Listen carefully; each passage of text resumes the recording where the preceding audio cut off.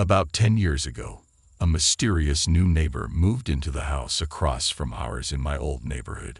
Her name was Mrs. Green, a woman in her mid-40s who seemed to appear out of nowhere. She lived alone, and from the very beginning, there was something odd about her. While she was polite and always smiled if greeted, there was a distance in her demeanor that felt unsettling. Mrs. Green rarely ventured outside, and when she did, it was only for brief walks or to collect her mail. Though she looked friendly on the surface, her behavior always left me with an eerie feeling. My friends and I would often play in our front yard, running around and laughing, while Mrs. Green would sit on her patio, watching us, not casually, but intensely, for hours, without bothering to hide it. Sometimes, I'd glance over and catch her staring at us with a blank, almost hollow expression. If she wasn't on the patio, she'd peek through her curtains, as if always keeping an eye on us, even when we were inside. It was unnerving. One autumn night, I was sitting with my parents in the den, watching TV when suddenly, the lights outside flickered on. Through the window, we saw a shadow, a figure moving, though their face was obscured by darkness. My dad got up to check, but by the time he reached the front door, the figure had vanished. He looked around and saw nothing out of place. We shrugged it off, thinking it was just a trick of the light or some passerby. The next morning, as my dad left for work, he noticed something strange. The solar-powered lights lining our driveway were missing. The ground where they once stood was disturbed, the soil freshly overturned.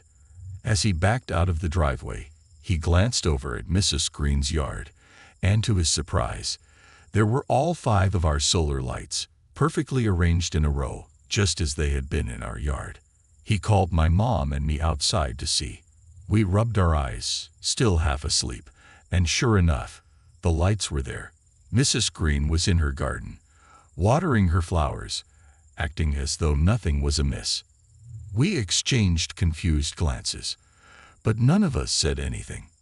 We weren't the type to confront neighbors, and honestly, the lights were cheap and not worth the hassle.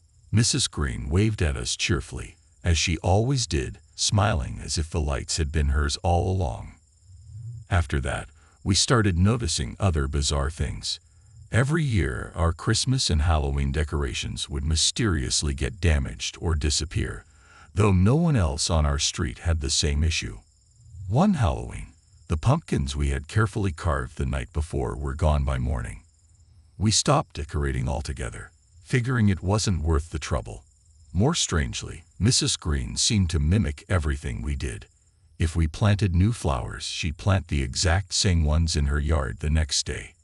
If we bought a garden gnome, a similar one would appear on her lawn soon after. When my mom wore her sun hat, Mrs. Green would step out wearing one just like it.